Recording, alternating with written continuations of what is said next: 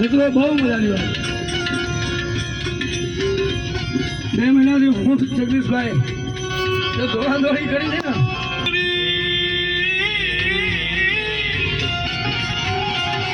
સદગુરુની જ્યાં પ્રાપ્તિ થાય, કોઈ દિન મિશ્રી, કોઈ દિન મેવા, કોઈ દિન દાડા ઢોકળા, બાદળ રોટલો અડધો, આમ અડધો અડધોય નહીં, અડધાનો અડધો હા, અને એમાં આમ કરી આમ આમ લઈને મને જઈ દેવા જમું છું મારા બાપ. તારે મોરારી બાપુનું કહ્યું એમાંથી પણ અડધો મેં ખાઈ ગયો. હા